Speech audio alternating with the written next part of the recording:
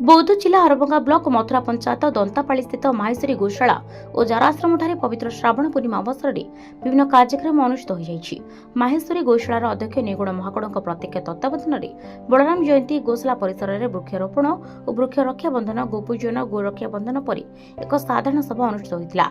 एथिरे मुख्य अतिथि भाव में बौद्ध जिलापाल सुब्रत कुमार पंथा जोगदे गोशालार सामग्रिक विकास निमंते सहयोग करने प्रतिश्रुति देते।